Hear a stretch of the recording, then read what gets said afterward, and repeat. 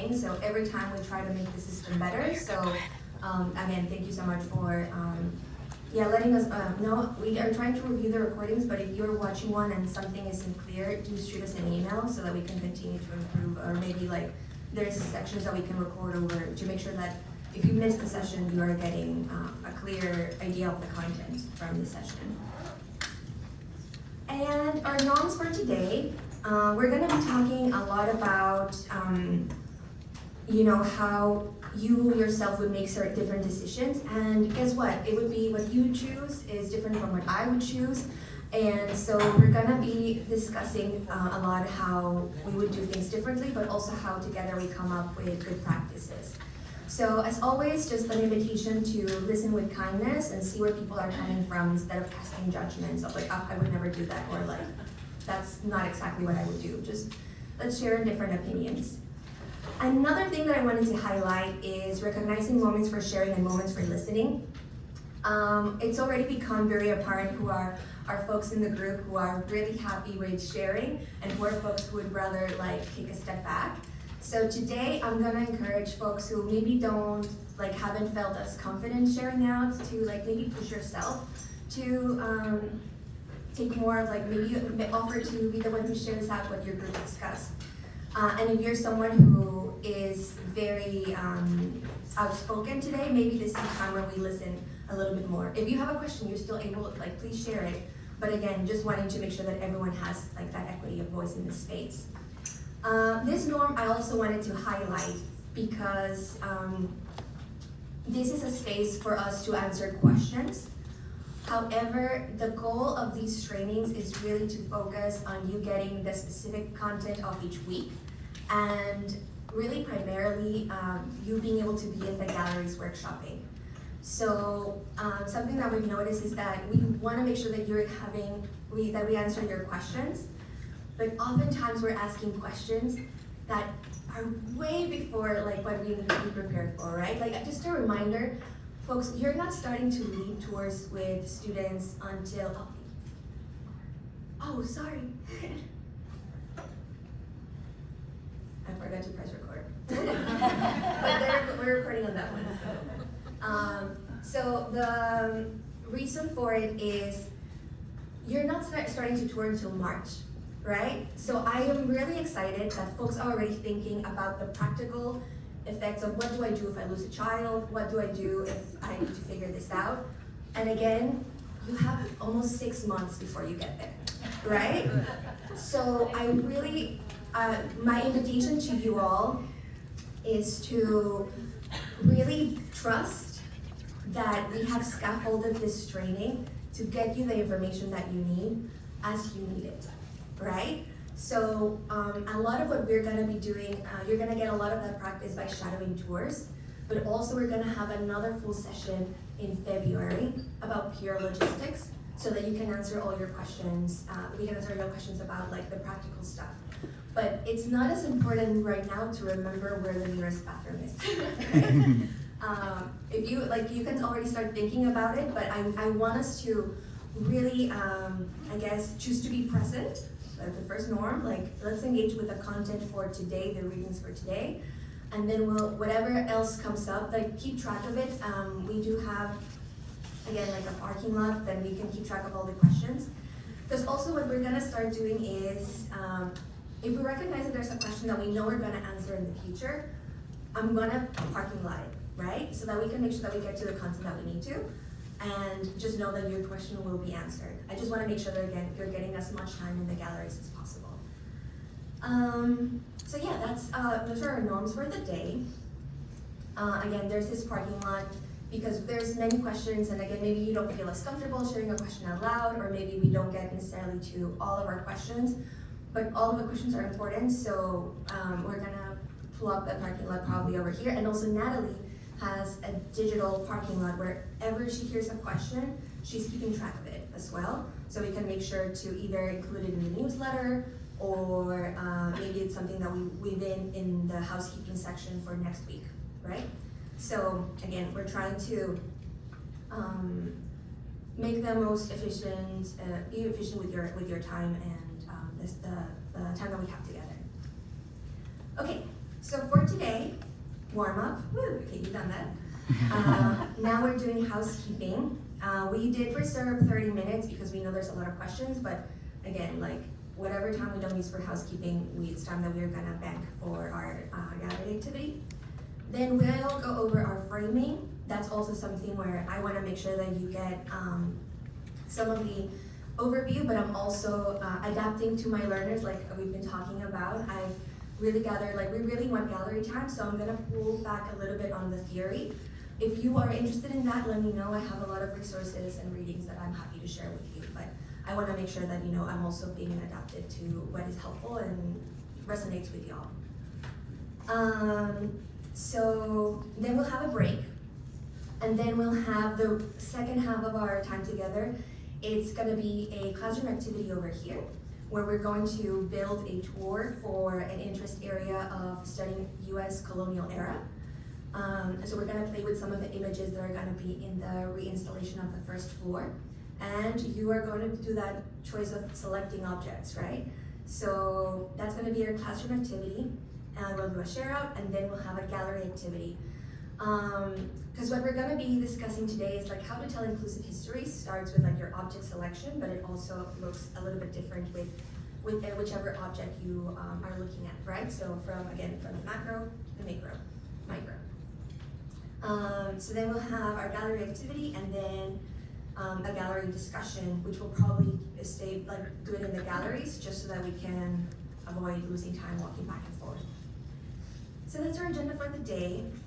Our housekeeping, as a reminder, shadowing tour starts next week. If you're having any trouble signing up for shadowing, please let Natalie know. I also have handouts with the guidelines for shadowing at the back if you need a copy. So again, you sign up through Sign Up Genius, and then Natalie does the work of matching you with a guide, and then you'll be able to find out who you're shadowing through your Google Calendar. So if you have any trouble finding the Sign Up Genius or Google Calendar, please let us know. There's links to both on your newsletter and on mfavolunteers.org. And again, as a reminder, the deadline to sign up is 9 a.m., 5 days before the tour, sorry. 5 a.m. Natalie's gonna be checking.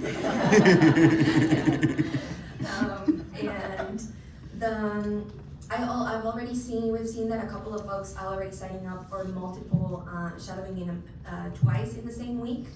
For now, that's okay, because we understand that might be, maybe you have a more time in your schedule right now than you will maybe in November. We're working on getting you your assignments for your shadowing, and we'll send those this Wednesday with the newsletter. Just as a caveat, we might have to ask you to not do one of your 2 signups if we're seeing that people are having trouble signing up. So for example, if Lisa is like, I'm shadowing on Monday and Wednesday, but Corinne is like, there's no tours for me to shadow, I might ask Lisa. No way. So yeah, just like so far there seems to be plenty for everyone, and but just wanted to communicate that.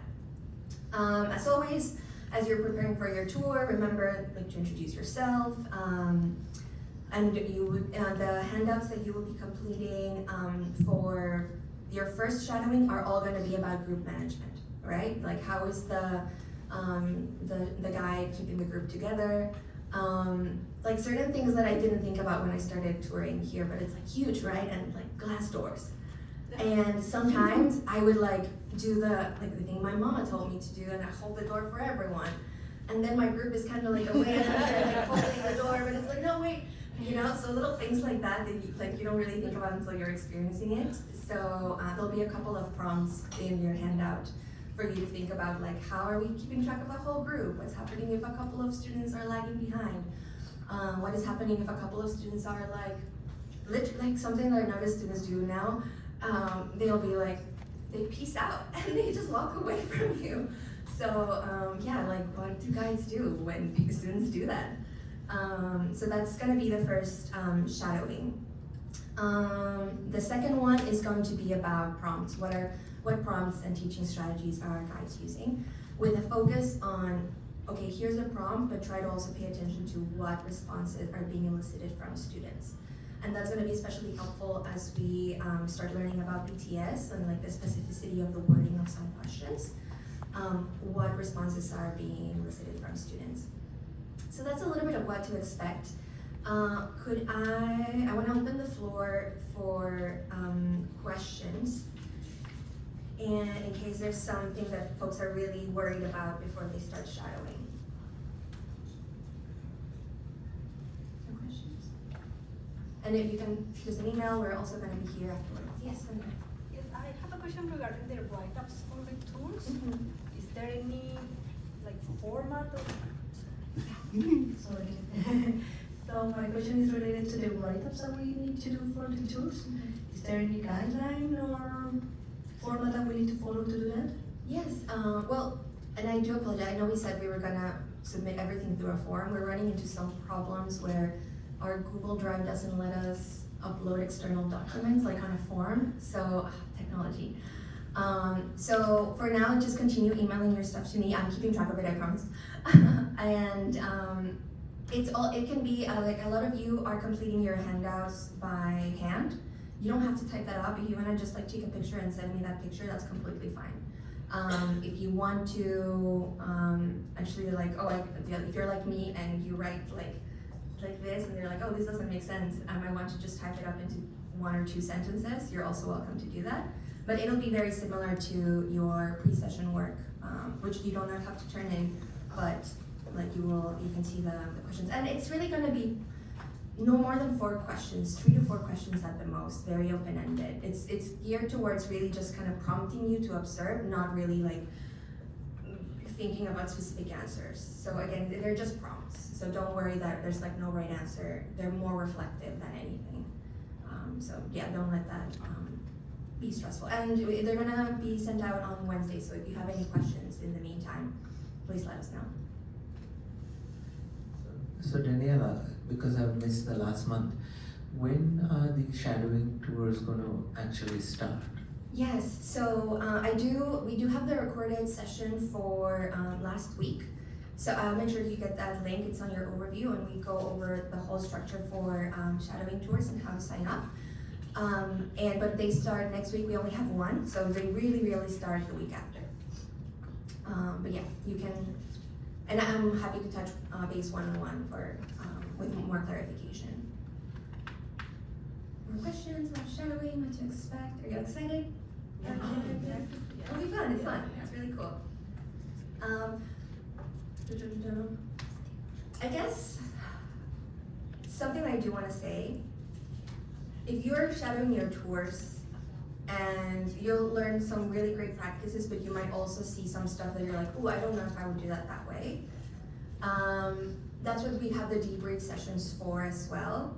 And it's all in the spirit, again, of being a collaborative community of learners, right? And so I would say for now, if you really do have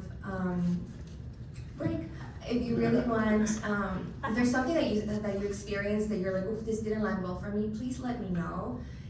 And I say this not like as I'm gonna tell the teacher, that this was it's more about, we work with children, so there might be an area where we need to further support everyone, right? So a lot of what we do is when we do hear, oh, I experienced this with a student. For example, we had a case like a year ago where it was like, one of the students was saying, oh, Cleopatra was black, right? And the guy was like, no, she was not, she was, and it's like, there's, the tone was not right, there's a whole different array of ways in which we could have addressed that conversation.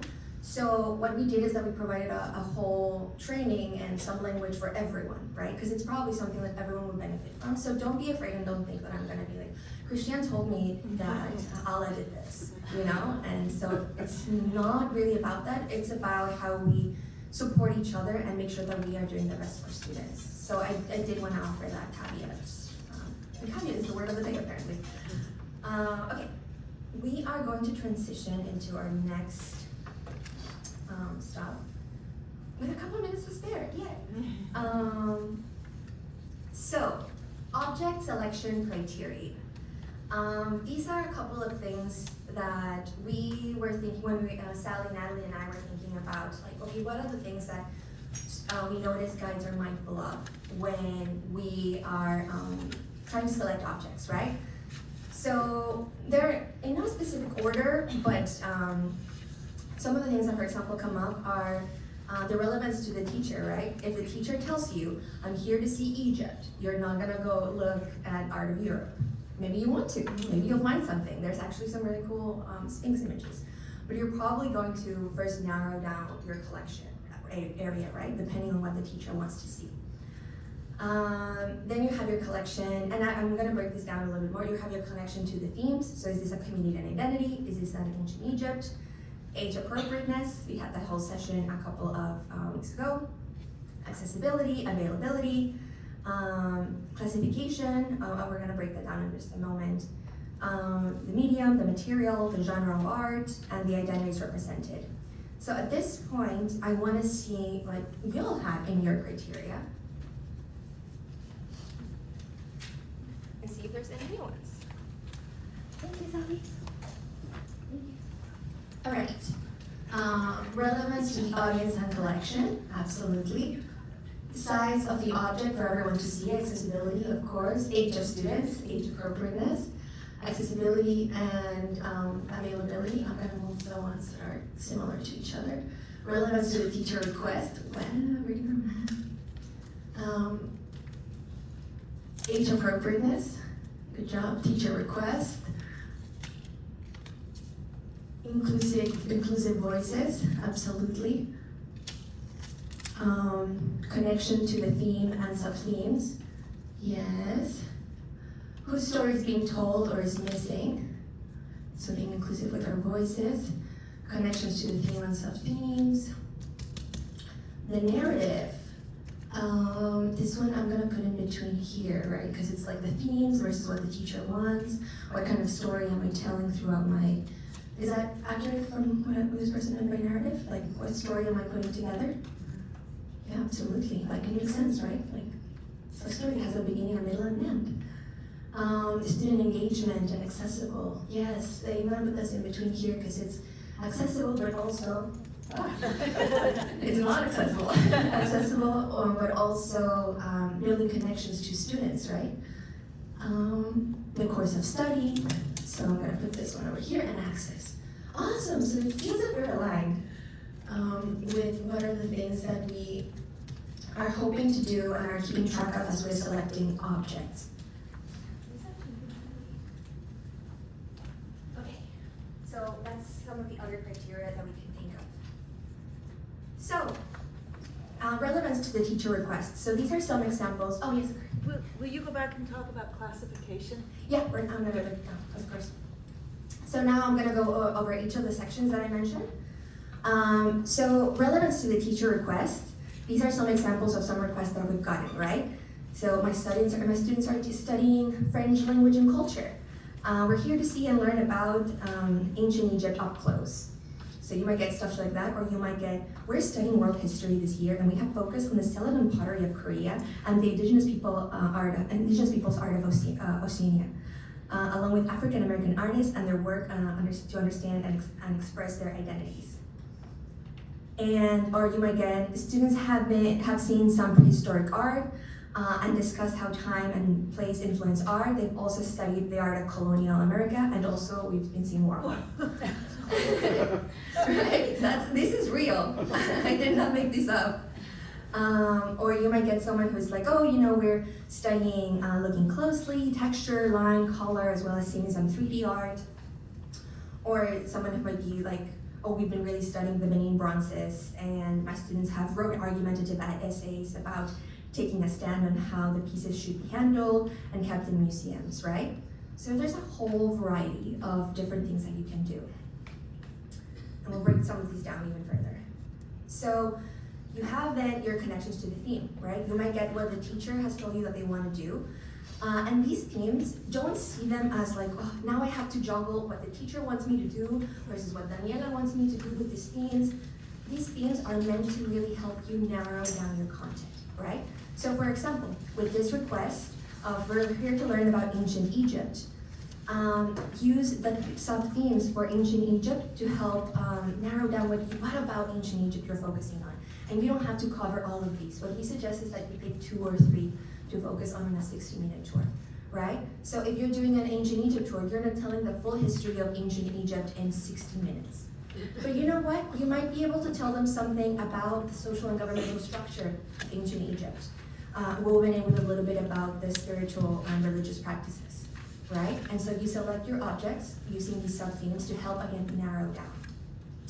Community and identity, it's a little trickier because, as you saw from some of these, they can be pretty big, right? So as much as possible, and we'll get more into this 2 weeks from now and really delve into the description of the community and identity tour, but is what can we learn about this community from its art, right? And you might either narrow it even further, so really be talking about, I really want to focus on portraiture, or I really want to focus on maybe different mediums, right? There can be different ways in which you can narrow down and create your own sub-themes. And that will become clear when we start workshopping some of the community identity tours. So, age appropriateness.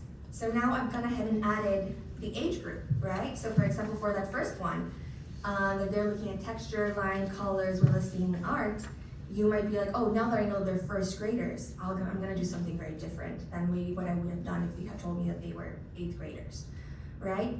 In some cases you will see, like in the red one and the blue one, we do have mixed age groups.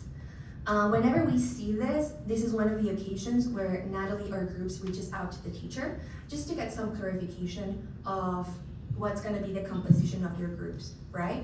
This is gonna mean that I'm gonna get the 4th graders and then Natalie's gonna get the 8th graders, or is there a situation where because of different learning abilities, we're actually having a mixture of grade groups within one group, right? So we would reach out to the teacher and get more clarity in regards to that. It might also be a homeschool group, right? And homeschool groups have a variety of ages. You have the little ones and you have your 8th, 7th, or 8th graders in one group.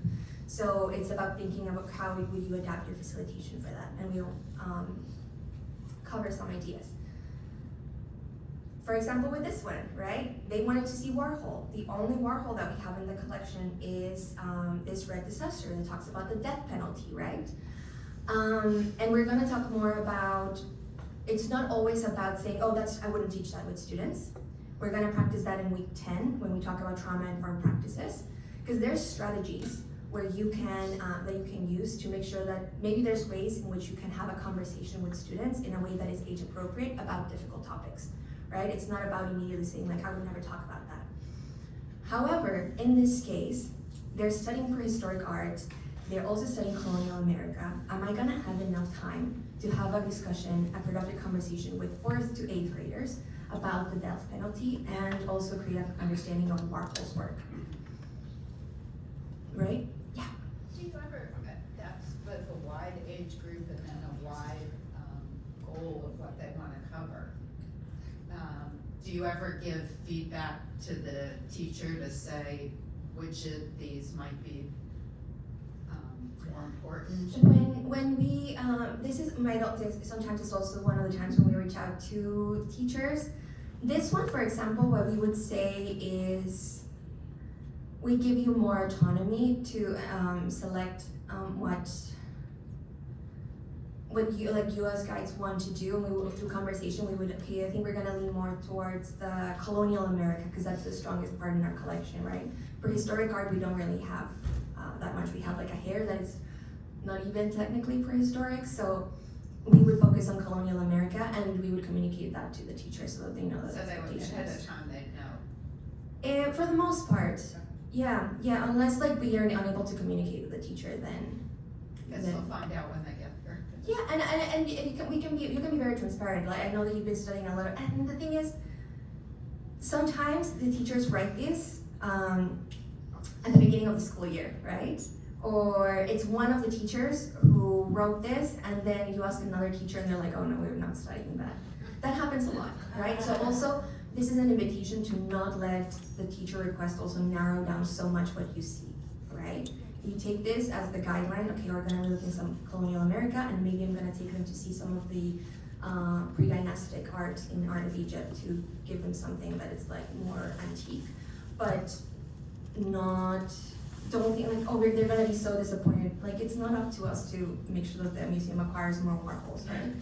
So, yeah, and then, sorry, you have a question. No, that's okay. This is like a 4th to 8th grade, so it's probably a big group. It's not like one group of 10 kids that are 4th to 8th graders. So wouldn't we ask then which age group is studying what? It sounds like she wrote for everybody. Mm-hmm. Yes, that is one of the ways in which when we reach out to teachers is what are you, like, what age groups are studying what? Again, this one was a tricky one because they were actually mixed altogether. Yeah, I believe this group was a homeschool group, and a lot of times I would say they're around like 15 to 25 students, so that ends up being like 2 groups. So we ask the group, do you want to do like younger kids and older kids, or maybe they're in family groups? So it really could be mixed, or it could be more separate. And a lot of times they actually are all learning about Warhol or about colonial America. Like, it might not be separate. It's a little bit complicated with the homeschool group.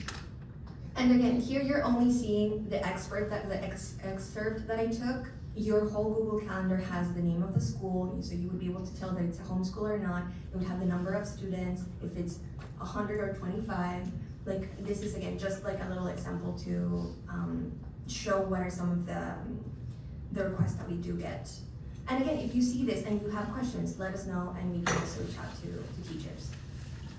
So, does MFA have Sorry, because we're recording and. Sure.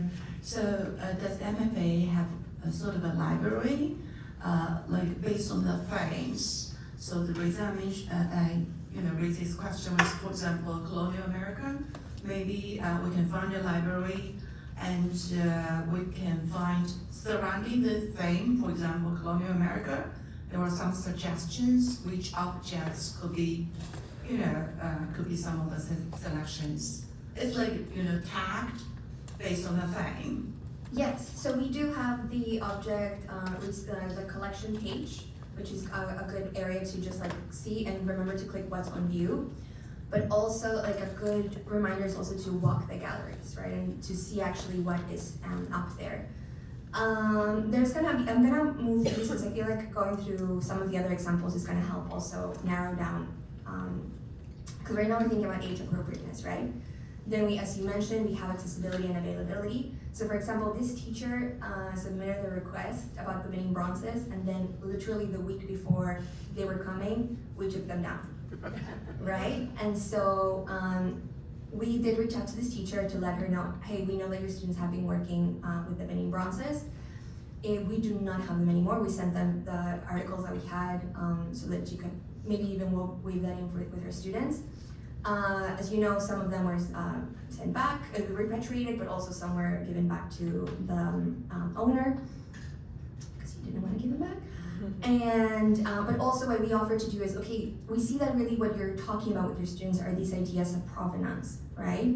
Or the role of museums. So our guides really thought about, okay, what are some other areas in the collection where I can talk about the history of objects and the idea of provenance, right? So it's also trying to be creative with these ideas, even if this one was so specific, what is really at the core of what they're studying, and then what else in the collection is there to help support that. And accessibility, we had a whole session last week about accessible practices. Classification, we were thinking about like different ways. There's many different history books that define things in different ways. But classification, we're also thinking, are you only selecting paintings for your tour, right? How do you also offer a selection of baby paintings, sculpture, photography, ceramics, textiles, drawing, printmaking? You don't have to do all of those in one tour.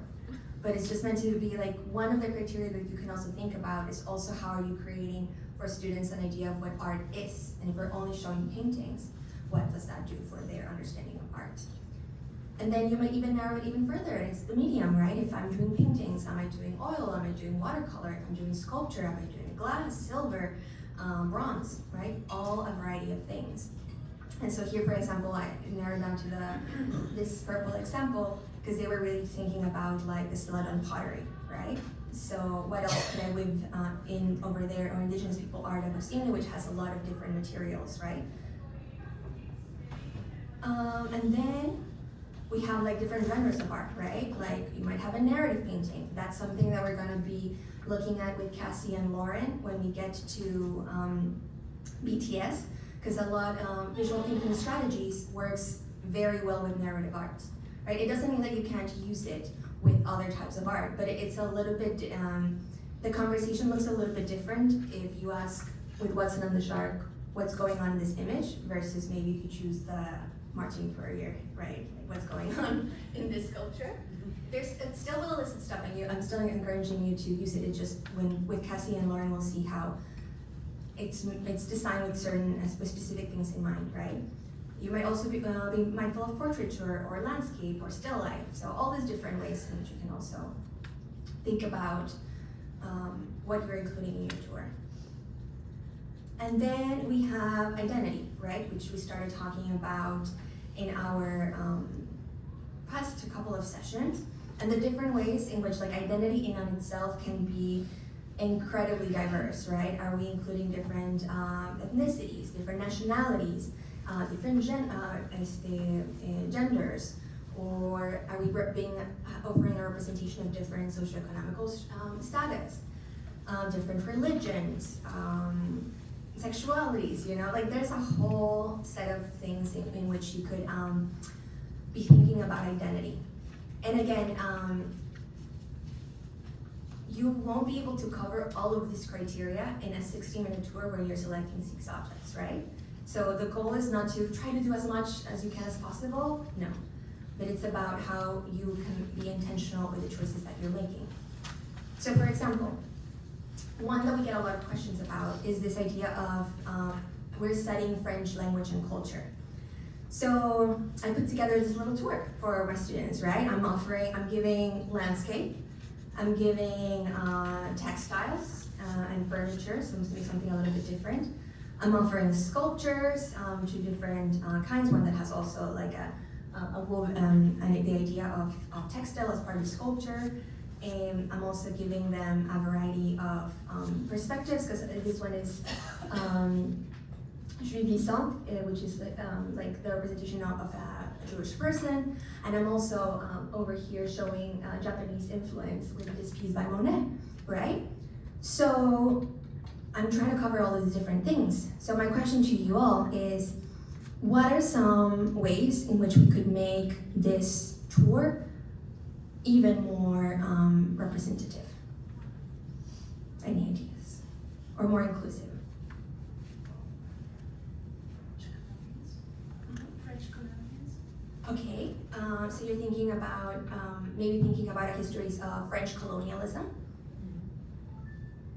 Any other ideas? What about, are there any women represented in this, of artists? Yeah, like thinking about female artists, right?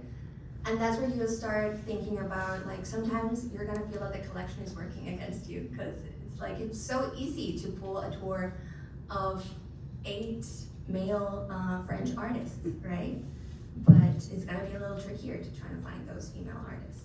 Doesn't mean that they're not there. Like even Camille herself was an artist, but then you start getting creative, right? If I can't do it with this part of the collection, what else can I be including?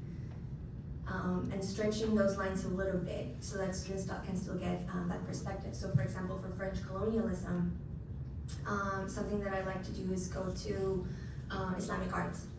And we have the work of, I'm liking his name, he's from Algeria.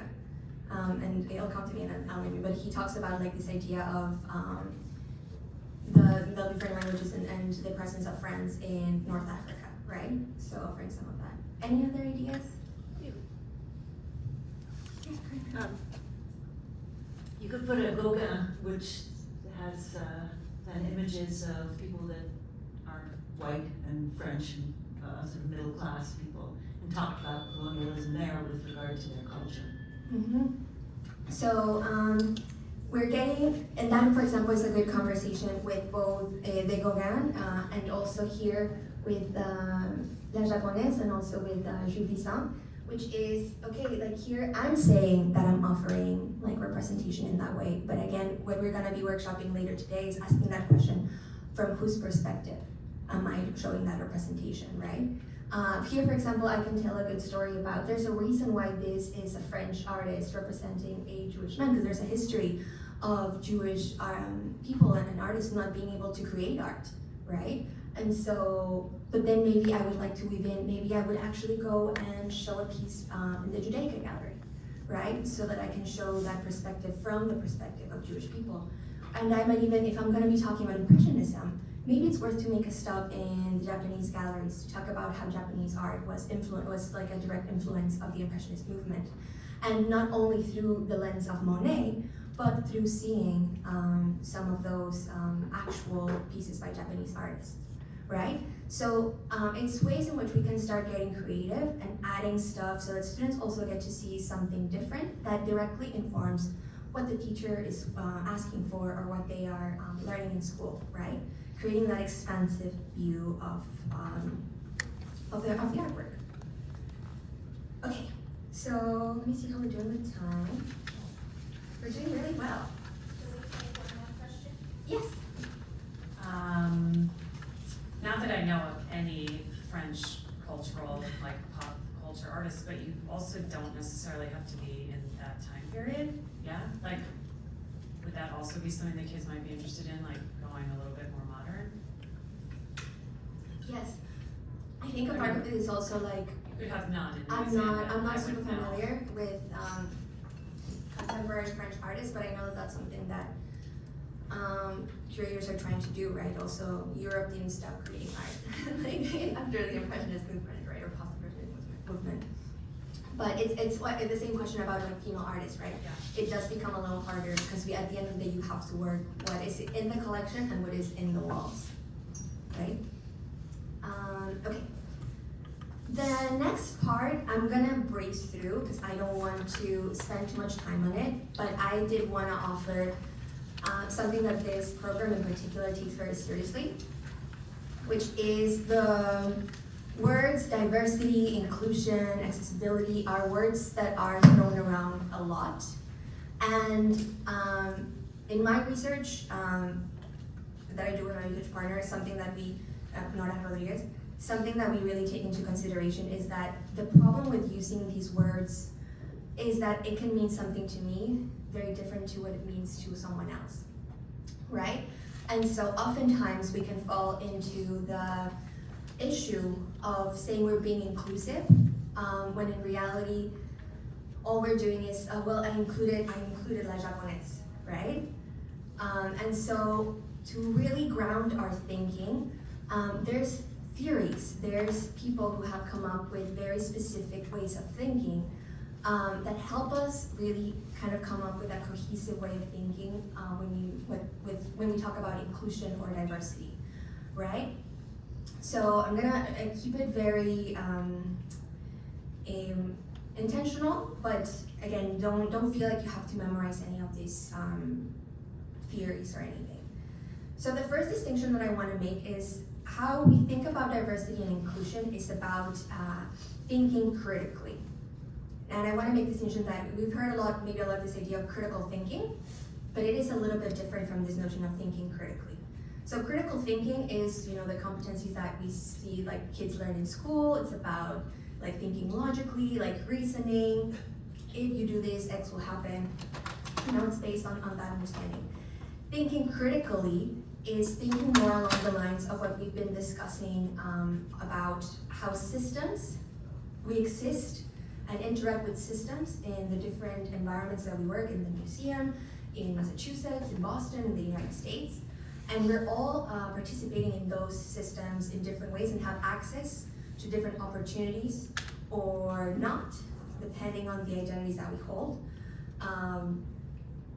And so again, when we think critically about something, is thinking about some of those questions of where is this coming from, what's the environment in which this was developed, right? So now, breaking down some of the theories We start from this notion, a lot of it, I start with it with Paulo Freire, which talks about this idea of students are not empty receptacles, right? They are active participants in their own learning, and so we are not just like pouring all of this information onto them, but more about like how do we create a sense of critical consciousness in them? Like how do we make students also be critical of what they're seeing, right? Like how many times we're told, don't question the teacher, when in reality now what we're moving towards is like, do question, not necessarily the teacher, but what the teacher is like asking you to do. Why are you learning what you're learning? And that has a role in how students take those skills beyond your tour or your classroom or the school into their lives as citizens, right? So also something else that we've been talking about is decolonizing theory. You might also hear it as decolonial, anti-colonial, and it's very tied, it's not the same, but it's very tied to indigenizing theory. And what this invites us to do is, like for example here I wanted to use some artwork examples so you can see how artists think about this in their own work of art. So you have all seen the work of Kutusi Smith and how she's thinking about these ideas of these man-made borders that are superimposed into the indigenous peoples and tribes, right? And then, for example, this work by, this one is not in our collection, but I really like it because Joaquín Torres Garcia talks about La América Invertida, no? Even the ways in which we see our maps, the West is sort of the front and center, right? The West is on top. So he, with his artwork, he asks us, there's no up and or down in space, right? Like on Earth. So what would happen to our ways of thinking if instead of seeing everything to a Western lens, we inverted that and started thinking through a more indigenous, local perspective, right? So again, I like using artwork because I feel like it helps us like ground some of these big concepts. Something you might have heard in the news, it was very popular around the 2020s and so on. Critical race theory, critical theory. The most prevalent ones in art education are critical race theory, critical gender theory, and critical disability theory, right? So again, this idea that we exist within systems, right? Like we exist within programs of schooling where you have the normal school groups and then the special needs, right? Classrooms, and for so long that has been the dynamic of like literal segregation. And now what schools are moving towards are more of this integration and collaborative learning. Gender, like we've talked about this, right? How easy is it for us to put a list of 10 French male artists? And if we challenge ourselves to think more about female artists, like it becomes harder. And a lot of it's not because like, oh, like we haven't done the work, it's because the system is embedded and for us to really be centering certain dominant narratives, right? Finally, we have culturally sustaining and critical multicultural pedagogy. So what this is asking us to do is sometimes we come with preconceptions of like, these students, this is their first time in the museum, you know, and we even have a request from a teacher. These are newcomers to the US, they have no experience with culture. This is their teacher, you know? It's like, absolutely, they're international travelers.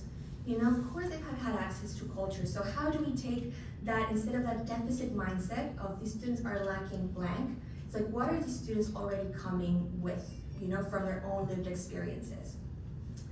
And this is also about how we use cultural objects and not just what we use, right? And that's, we're gonna practice that a little bit more in our gallery activity, right? Because it's not just like, well, I included Frida Kahlo. Check, I did my work. I'm being diverse.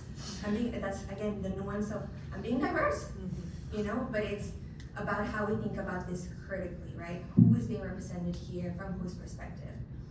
And doing so from this point of cultural humility, right? Which is, they used to call it cultural competence, right? You need to do the work. You need to, if you're gonna be talking about Japanese art, make sure that you're reading all that you can about Japanese art, and then we tend to think that that gives us kind of the authority because we've done the work, and that happens a lot like in the art world environment. You know, I have a PhD in Japanese art. I've done the work. That is very important, and it doesn't mean that your knowledge is any less valuable. But cultural humility, what it invites us to do, is that people who hold those identities experience their culture in very unique ways, right? So I can stand up here and say Buddhism is blank, right? But that might not land the same way from a Buddhist from India than a Buddhist from Nepal, right? And so what I can do is change my language. In my understanding and what I've learned about Buddhism, this is what this artwork is representing.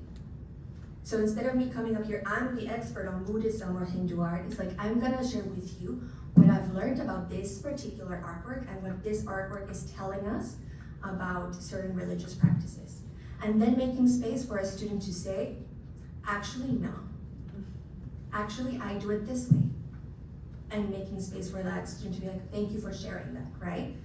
It sounds complicated, but it's all about those like little nuanced changes in the way that we speak and the way that we teach with art. Okay, I'm done with theory. Any questions so far before I jump in? Yeah. Thank you. Going back to your earlier slide about the teacher's guidance of we're studying ancient Egypt, where it's very vague. Do you have a best practice of,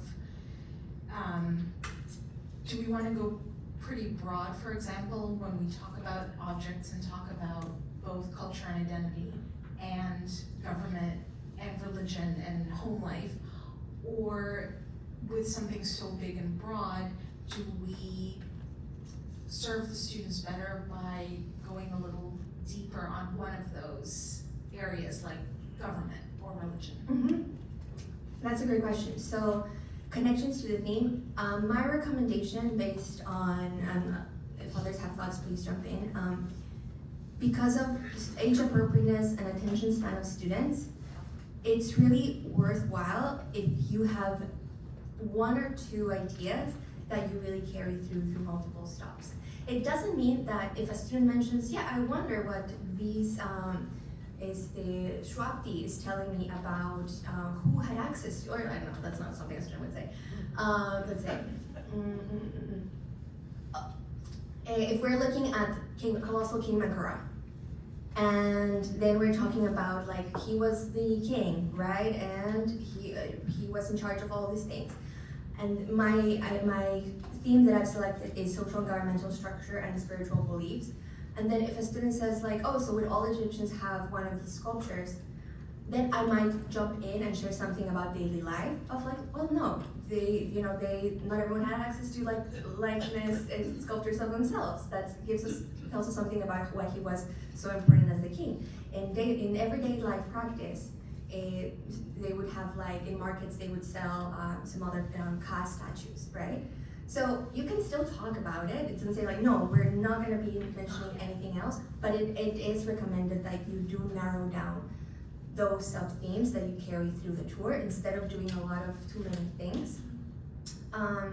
Because students won't be able to carry that through, and imagine like you would be, how this slide feels. This is how your student's brain is gonna look like, right? Or how this one feels, like it's saturated. Like imagine like that's how the students' brains will be like. There's so many different things, you know? So what are we doing to like you put in your criteria, how are you doing that narrative or that storytelling? Okay, I'm gonna jump ahead because some of these theories are narrowed down through representation and inclusive histories, right? Which is what we've been talking about. So representation, it's who and what is visibly included, either in your collection, in our displays, or in your tours, right? What you're trying to do is choosing to represent a wider range of works from groups that are often distilled into one single image, right? So for example, like La Japonaise, it's giving the students an idea of what Japanese culture is innocent, but what if I include one or two like images so that they can get a better idea of what Japanese culture is, right? So that we are not just presenting different communities as the stereotyped versions of themselves. This is a way to offer students a greater breadth of a group rather than a single snapshot. So some of the questions that you'll consider and you'll practice using these questions are who or what is not being represented or included, who or what is taking the main stage, what is being centered, and through what lens or whose perspective is this piece talking from? And we'll practice this in a little bit. So for example, we had this the exercise that we did with appeals to the great spirit, when we talked about like these were the intentions of the artist, you know, like really trying to highlight the mistreatment of indigenous people, and he did this sculpture to honor these communities. And then also he's talking very much from his perspective, right? So when we see the work of Isla Michelson, we see their perspective from the indigenous side. And that's it with this, with Julia and with Andre. Okay, representation. So representation is like, who is there? Now, inclusive histories are, now that you know who's there, what is the story that I'm choosing to tell, right? So how are the stories told, from whose perspectives, and then what context am I adding to this to tell that fuller story, right? So telling inclusive histories can look like the different tour stops that you are choosing to pull together that narrative, right? It also might be in objects that you choose that directly expand upon dominant narratives. So for example, if I had chosen to include, again, in the example, that Japanese artwork, or a piece from maybe a country in Africa that has been colonized by France, to talk about histories of French colonialism. So objects that in themselves are bringing in that different perspective. But then also, if I'm talking about, and that doesn't mean that then I'm not including any of the Monets or the Gauguins, right? But if I'm looking at the Gauguin, then I'm questioning also, why is he depicting all of these like women in provocative ways? Is that his gaze, or is that like the exoticism of the islands, right? So making sure that I'm asking, and a lot of this is an exercise that you do also for yourself, right? Not all of this makes its way to students, but it is so important that you, with every artwork that you're choosing, that you do that critical analysis yourself. And like you saw from one of your readings, language as well, right? If I'm always only saying, oh, this is a family, the mother and the daughter, the mother and the daughter, the mother and the daughter, what do you do with your mother?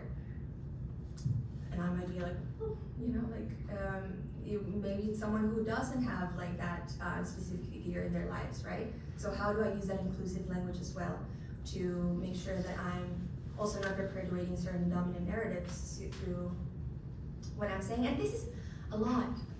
And I'm not expecting that by the end of today, like you're like, I know how to do everything. It really just takes a lot of practice, right? So we're gonna do some practice after the break just now, and then we will actually practice putting together those inclusive stories through object selection, and then we'll go into the galleries and practice looking critically at a work of art.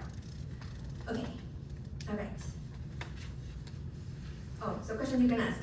So whose story is being told and from whose point of view? They're very similar.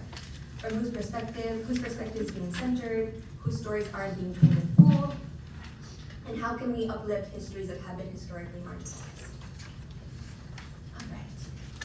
So what we're gonna do now, if I'm not mistaken, is we're gonna go on a break, and then we'll come back and do our activities. And I'll leave you with this quote from Chinua Achebe: "Until the lions have their own historians, the history of the hunt will always glorify the hunter." Okay. We're on break. When we come back, we're gonna do 10 minutes, so 10:35. 37. Yeah, I got that.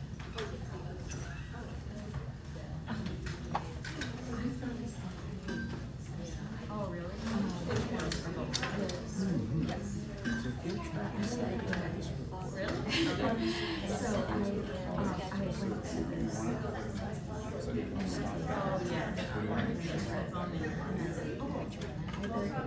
Totally, yeah.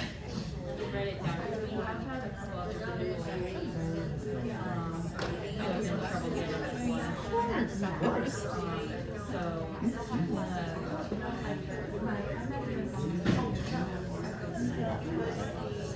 yes.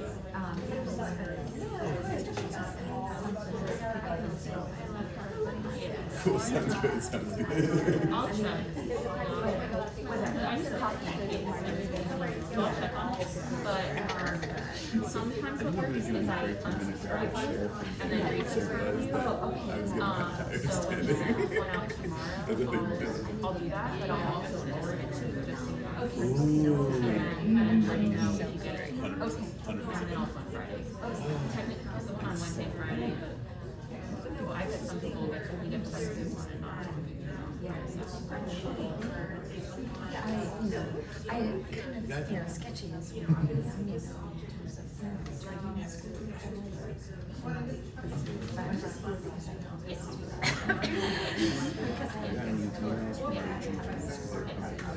Sure. And do my homework, but I wasn't sure. Oh, there's something Saturday.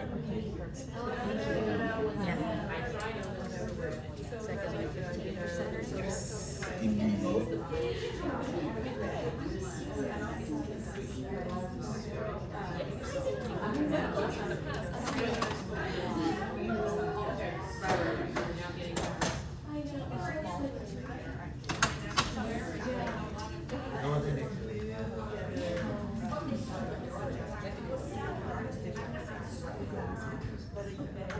Oh, so if you wanted to match with people who had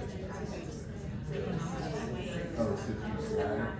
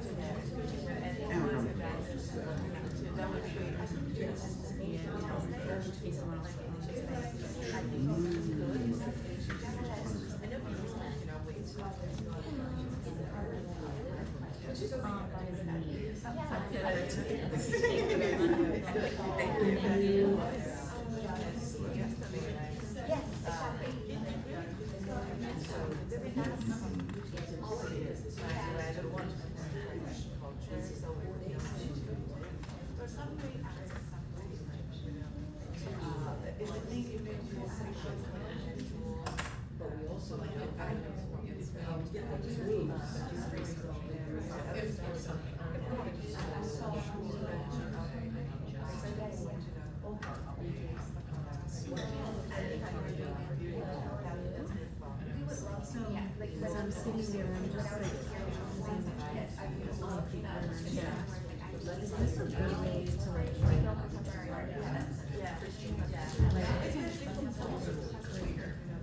I would create the artwork here, or the gallery, and then like give myself notes about each of these areas. Is that what you would want for a gallery write-up, to kind of understand?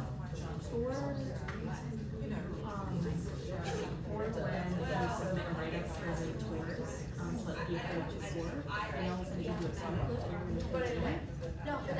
But is it much of this?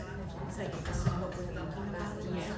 Yeah, I do think, I don't think that she's able to do things like that. We have it probably need to look now as they start to exactly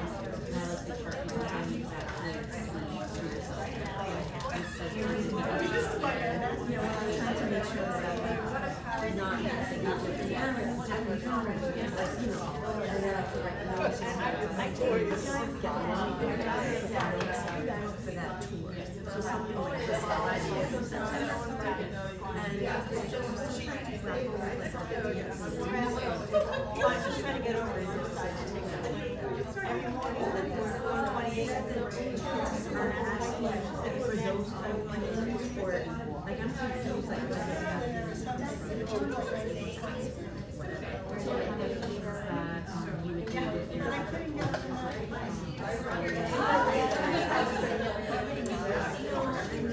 I know that you what I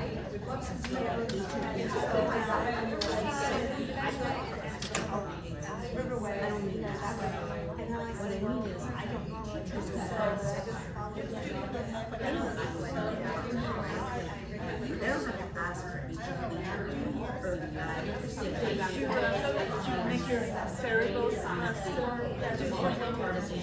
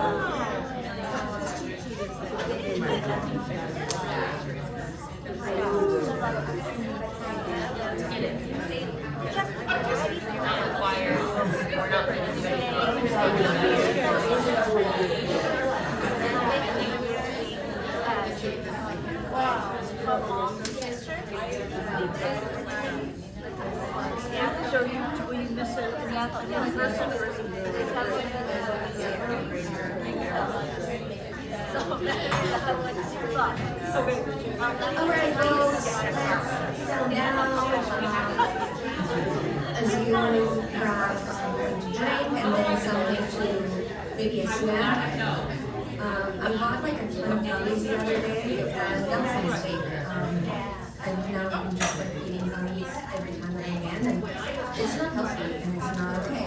But you know, you do what we can, and in this political climate, sometimes you just need a moment of joy, you know? And for me, it's gummies. So I love gummies.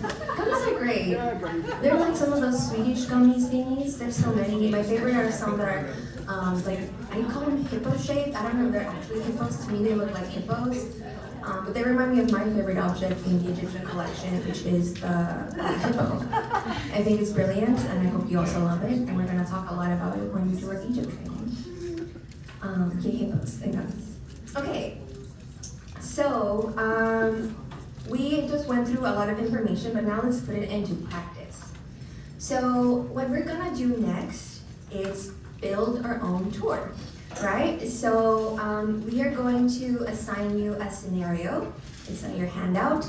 And we love scenarios because again, we are working with real life situations, not like creating tours hypothetically on what you would imagine a teacher would want, but really seeing the age group, what is the request, what is the grade. And for today, you'll notice most of our scenarios are for 5th graders because we're going to be working with our first floor Art of the Americas, which is Colonial America. Right? So we chose this because again, we're trying in these trainings to make sure that you're getting your feet wet in different galleries. So you notice that for Access and today, we really focus on Art of the Americas. For next week and week 7, when you're with Cassie and Lauren, who are there joining us, and Emily's also here as well, we're going to be in Art of Europe.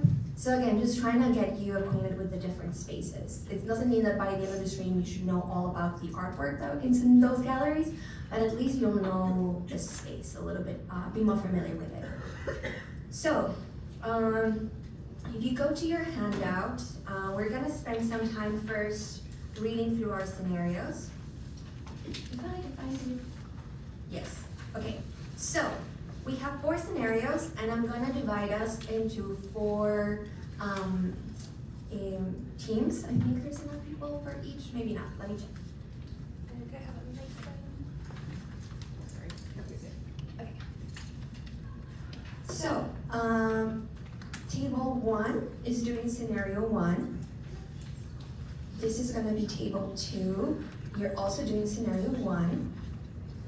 Y'all are gonna be my table 3, and you're gonna do scenario 2. This is a lot of people. I'm gonna have from Hannah to Sam, y'all are gonna be table 4, and you're gonna do scenario 2. And then from Mice to Lynn, you're gonna be table 5, and you're gonna do scenario 3. And then, actually, scenario 3, and then Lynn, I'm gonna have you work with Jenny and Eva. So, scenario 3, y'all, do you wanna do, yeah, y'all do 4. Okay, cool. Thank you, thank you. And then, 4, 3. Then y'all do scenario 4. That's good. Everyone knows what scenario they're doing? You better remember because I forgot it. So first, just take a minute to read through your scenario.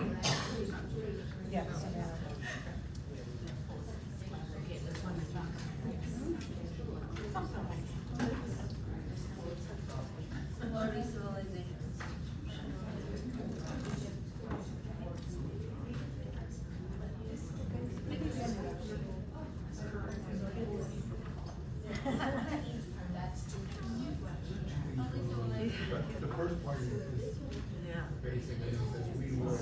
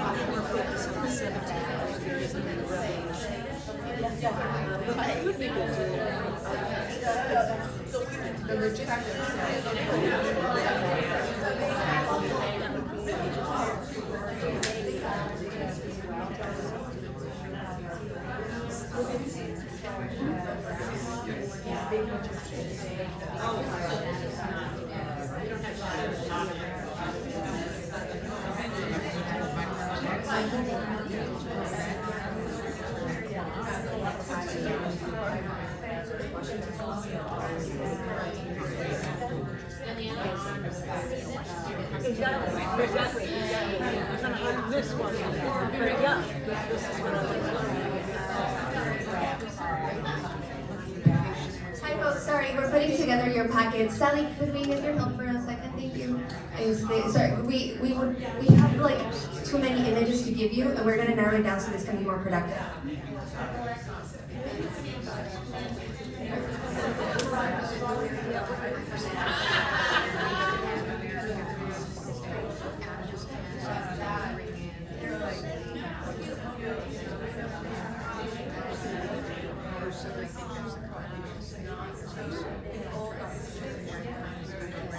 What's your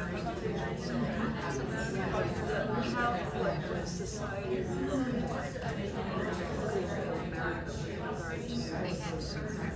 with regard to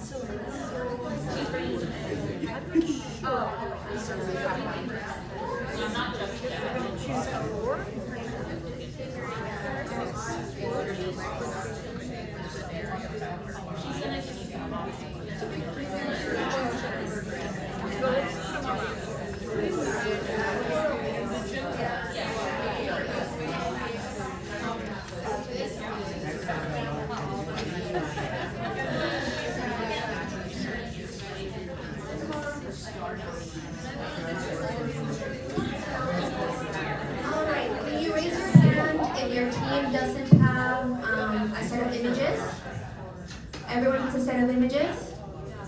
Yeah. All right, awesome. And, okay, sorry about that. We realized we're gonna give you all like 100 images and that's too much. So all you have to do right now is select 4 that you would include in that tour.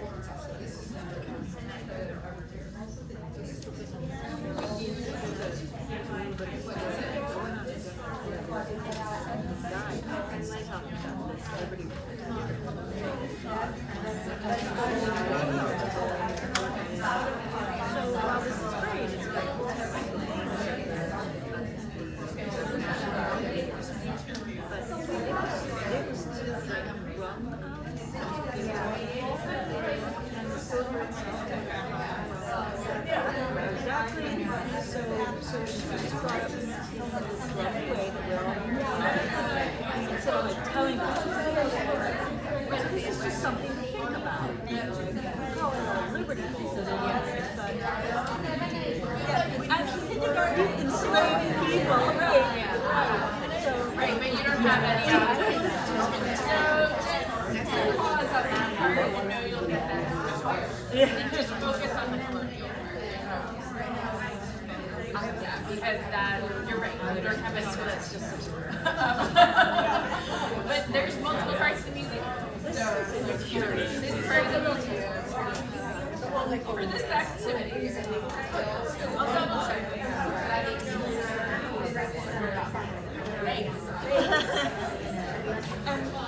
right, and also that because, so, did you say wealthy, like in his top?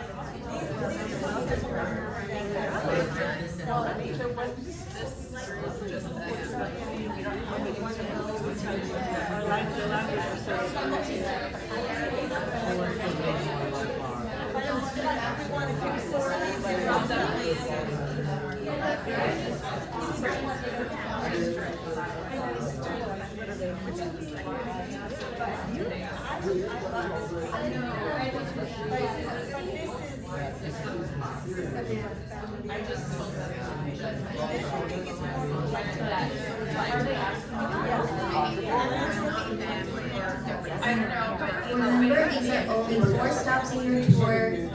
If they don't cover everything in the scenario, that's okay. Focus on the American colonial period.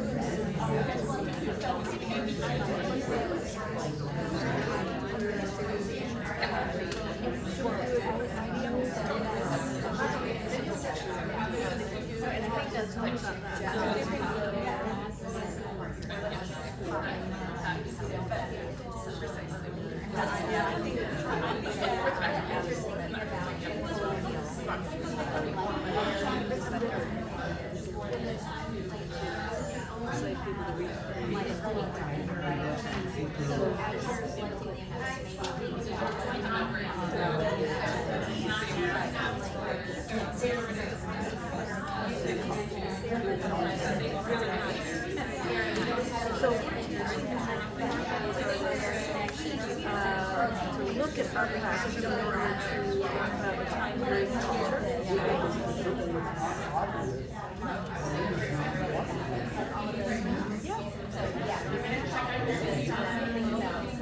in the background knowledge about colonial America and American Revolution. No, it's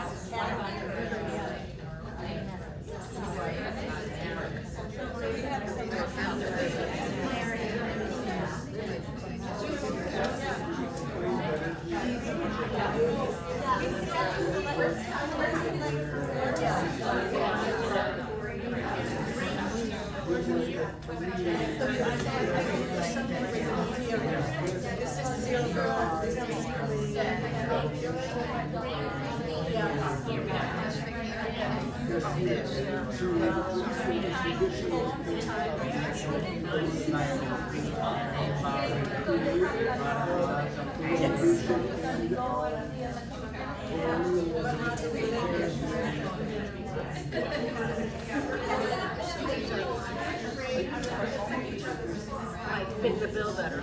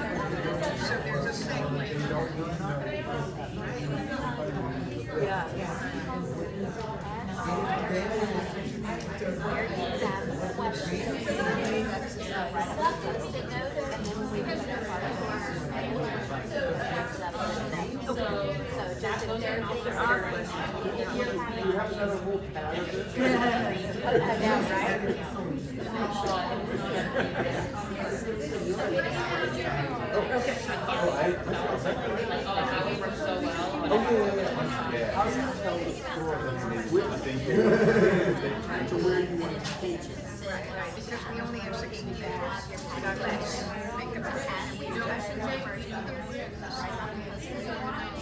to with your children. And so people know that they're different.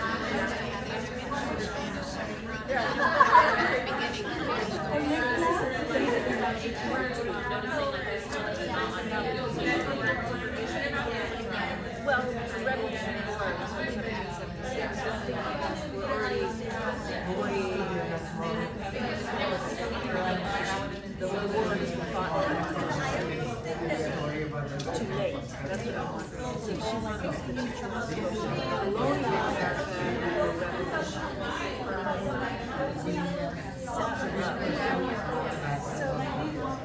yeah, that might be a little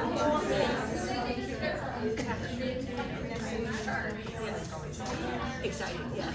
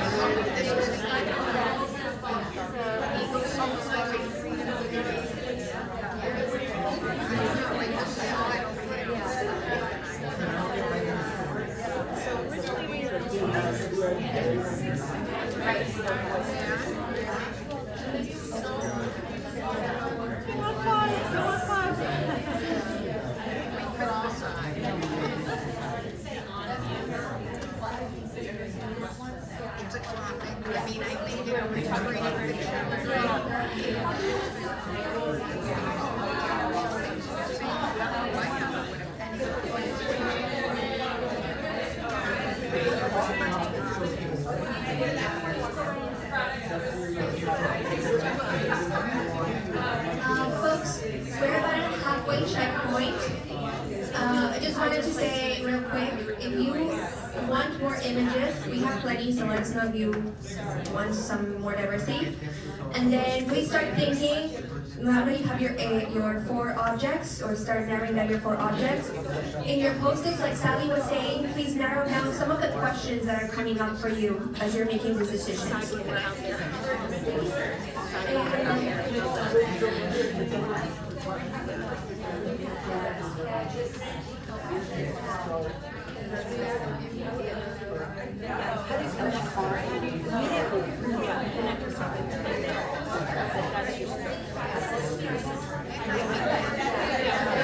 have around 5 minutes left, folks. 5 minutes, and then we'll do another check-in to see you folks one more time.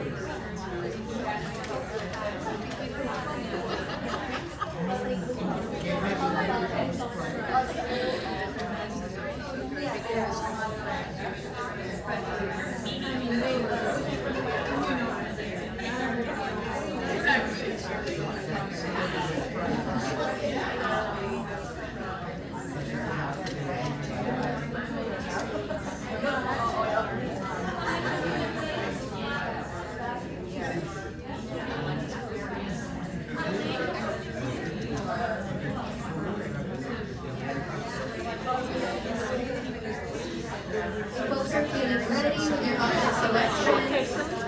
Look around the room and find your scenario, and assign one person to go paste it on the wall. Your 3 objects, your 4 objects. They are developing skills. Look. If they learn something about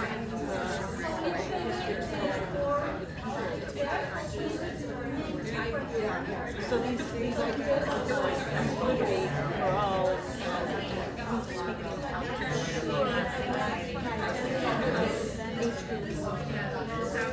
it's ready. And you can, if the teacher said it, you just what life is like. It was a suggestion a minute ago, now it's a direction. Assign one person to, please put your 4 objects beneath your assigned scenario.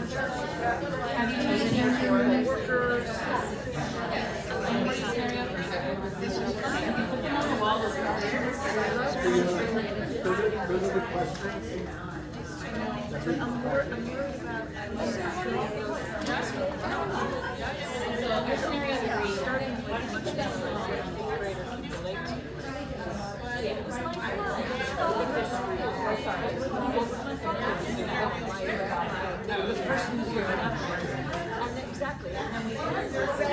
All right, folks. Please make sure that now you are placing notes.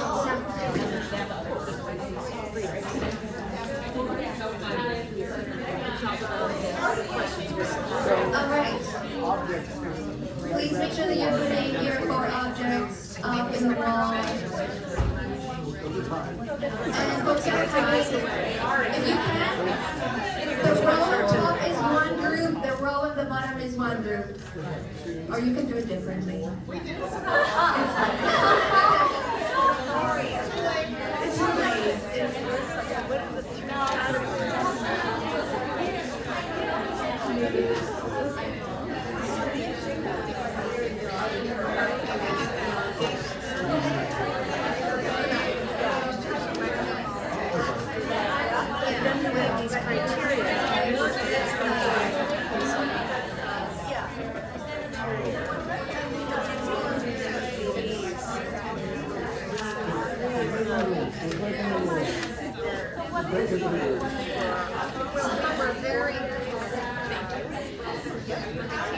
If you have pasted your artwork, please in your postage write down those questions that were coming up, or those quick reactions too.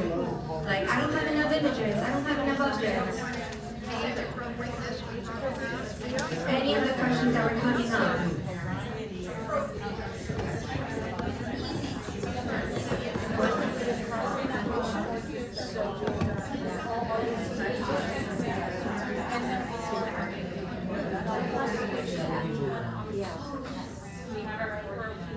All right, and we're gathering back so we can have time to our share out. Thank you, everyone.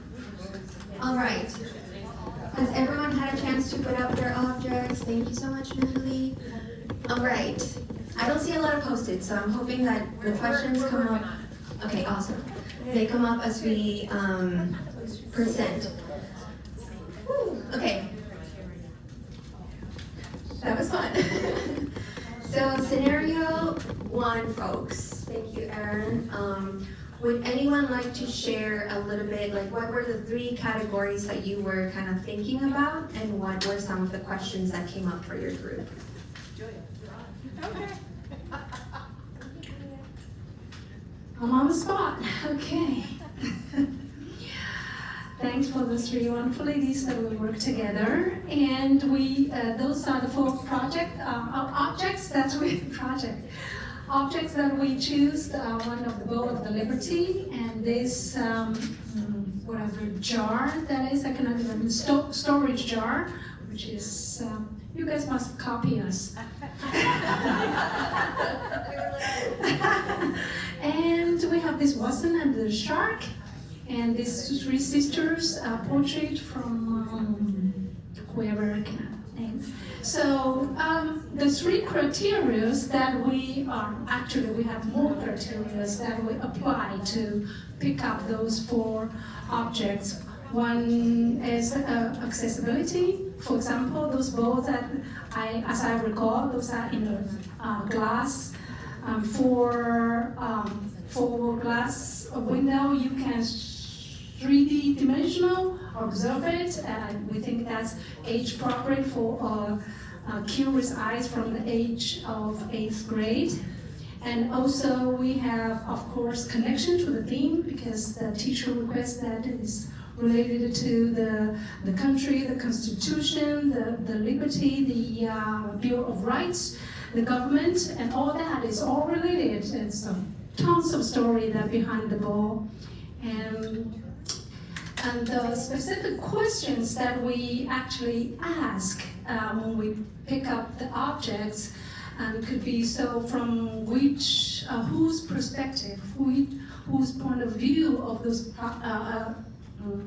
piece of art are presenting, and also how do we connect it to the theme requested by the teacher, and also, let me see, how do we organize those objects next to each other? Are we trying to represent the constructing, or are we trying to emphasize on the coherence between the objects that we picked? So those are the main questions that we gone through all the session. Thank you very much. Great collections. And again, I say like your 3 categories, I know you probably use 30.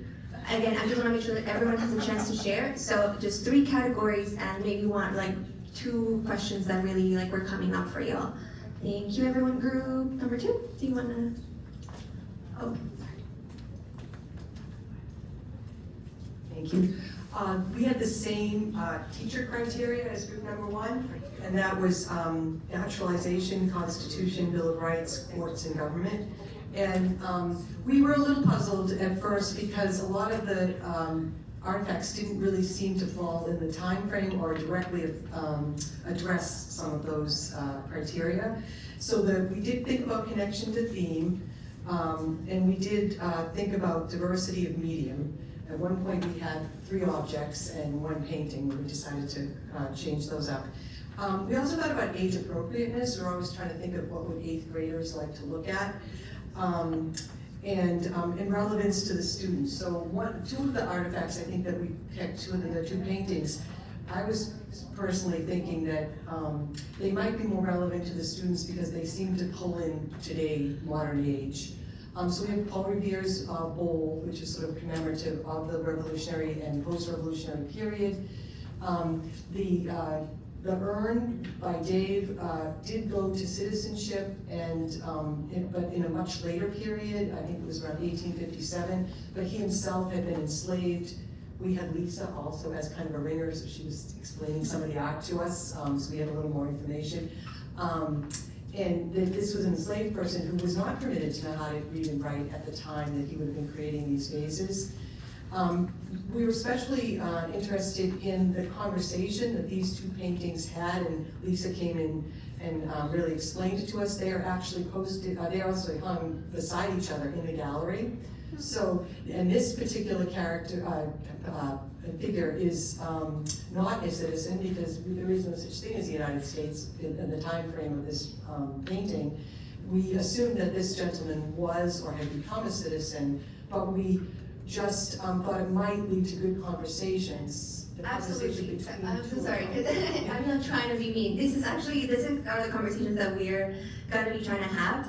Again, we have like 10 minutes left for everyone else to share out. Okay, thank you. So, no, thank you. It's like, I know that we could do this for the next 3 hours. I just, again, I want to make sure that everyone has a chance to share. Thank you, everyone. Great selections.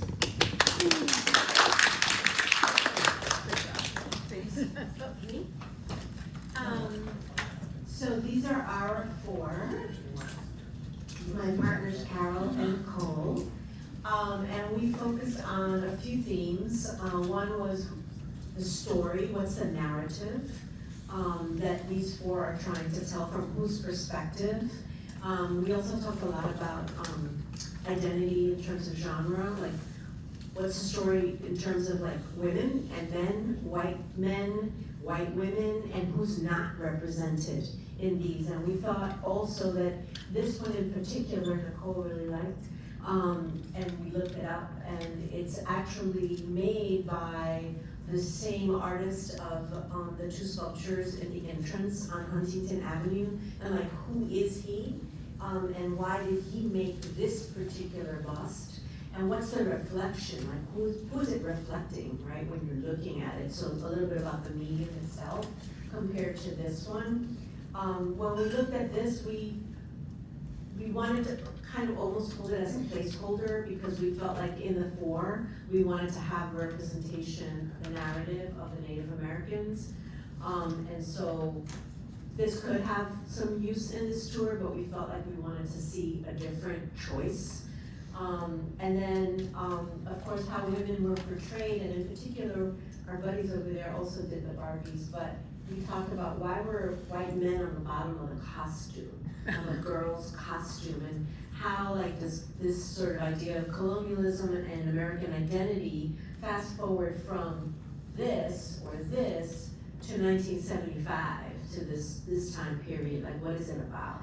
So we had a lot of conversations, pretty interesting.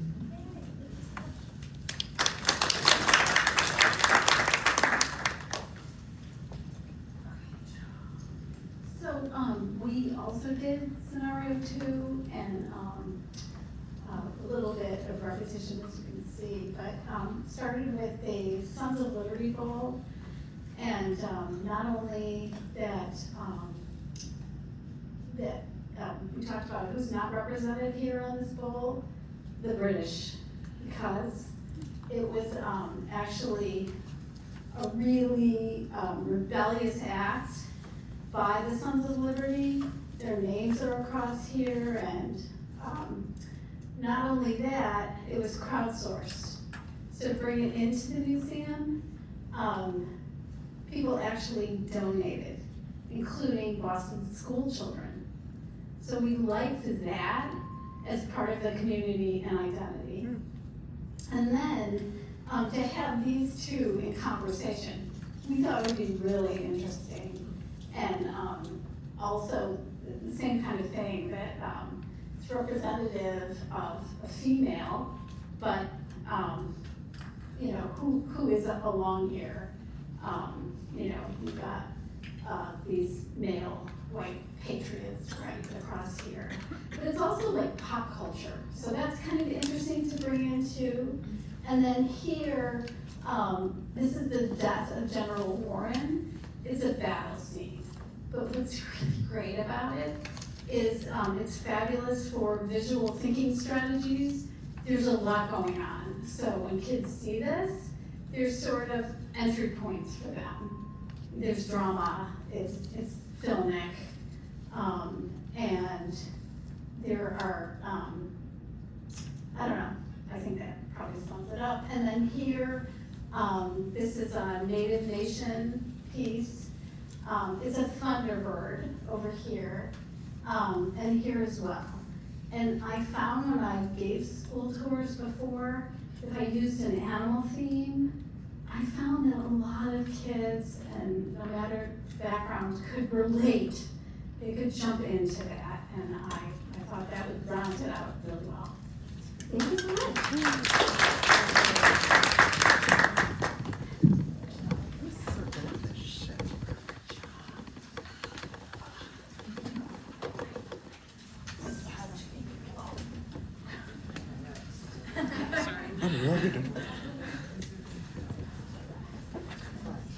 So please feel free to jump in here. We had scenario 3, which was a school, fifth graders who were studying colonial America, and I'm just gonna read it here, and make a connection with earlier civilizations. So we chose 3 different objects, different materials, and in terms of theme, it would be a community identity theme. Who is telling the story within that framework of colonial America, harking back to earlier civilizations. So in the first painting that we have, which is the portrait of the Washington family, George Washington family from 1798, you see it is a wealthy family. They are extremely well dressed. They have gravitas, if you will, presence. In the back of President Washington, George Washington, is what looks like a Roman column, and to his right, his child, his son, seems to have his hand on a globe, and it's almost a statement that they are on top of the world, and they are making a connection with, obviously, earlier Roman / Greek civilizations. In the background, there is We're gonna do, okay, so we're gonna be delving a lot deeper into images in the galleries right now. We're just trying to see what was the reasoning, and I know like a lot of your deep conversations were part of the reasoning behind why you chose these images. So don't worry about giving us like a full description. We're gonna have a full training about these artworks next year. So just like, what were some of the big connections that you were doing this research on images? So we chose 3 other objects of different materials. We have a porcelain tulip vase in the shape of Roman arches, and we have a photograph of then President Gerald Ford during the bicentennial celebrations of 1976. making a connection, making a bridge, if you will, with colonial times. And in the last photograph, the object is a beautiful piece of furniture that is richly decorated with scenes of what we think are medieval, in the medieval time period. So there's a connection between all four of when they were made and what they are illustrating. Is that?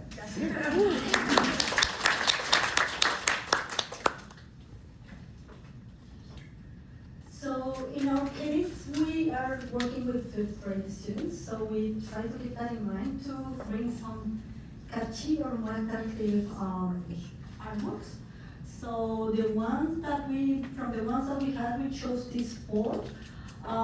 So we decided to pick 3 criteria that were connection to the theme, identity represented, and age appropriateness. So in this case, we are trying to compare this one from Latina with the K9 artwork, because you already mentioned before that there's a discussion you can open up between these two.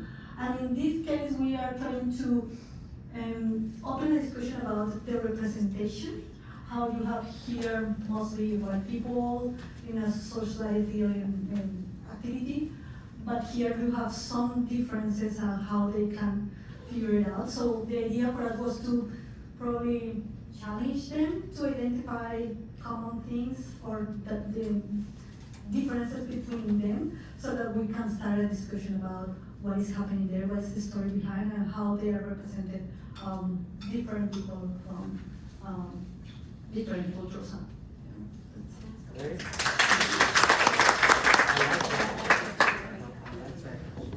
I'll try to be quick.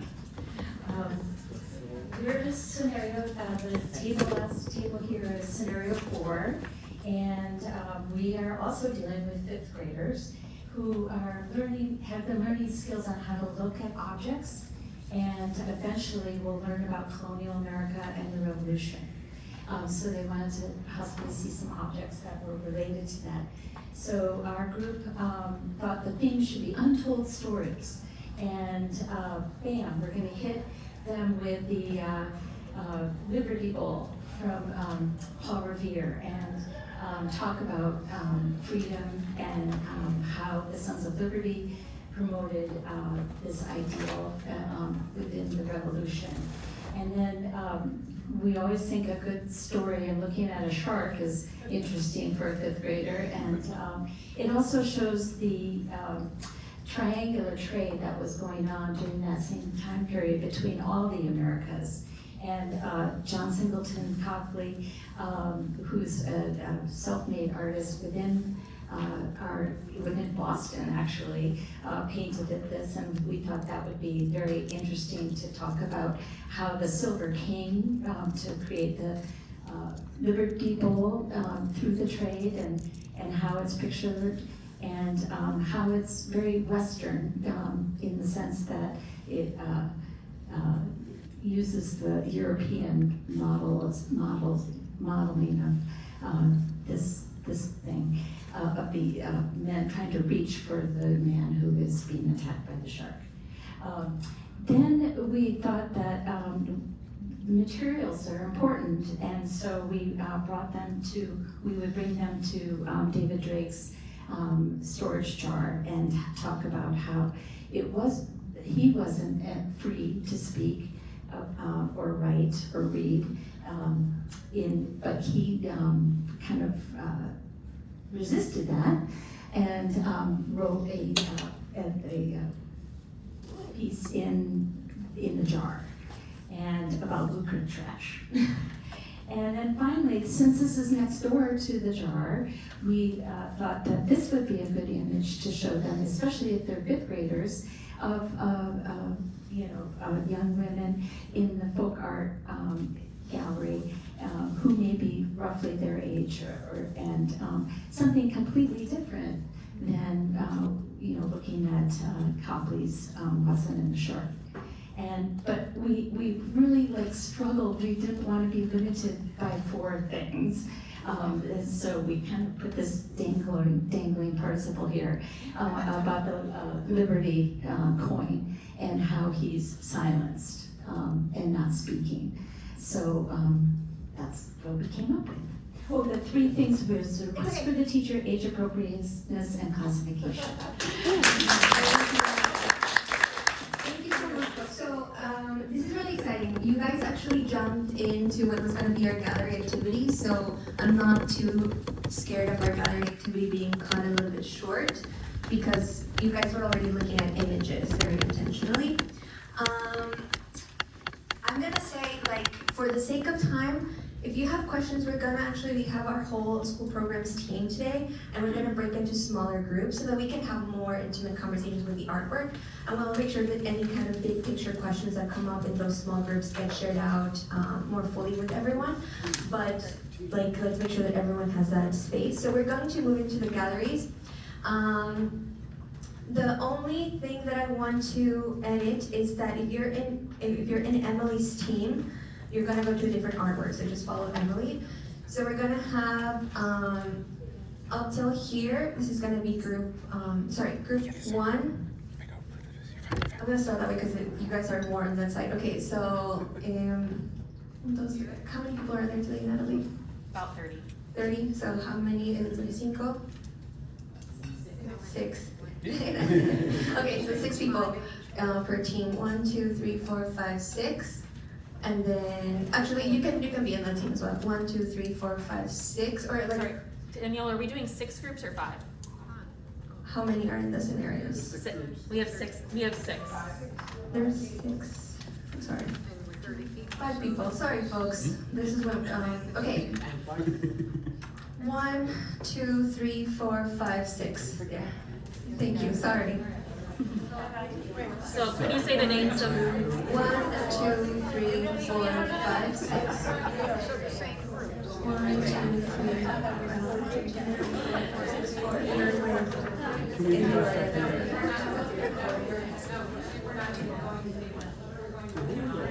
You're 4.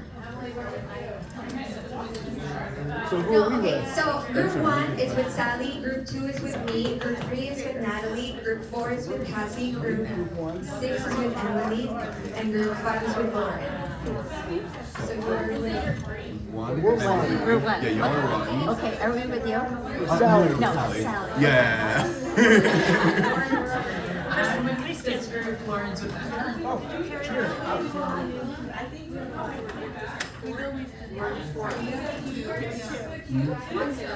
y'all are two.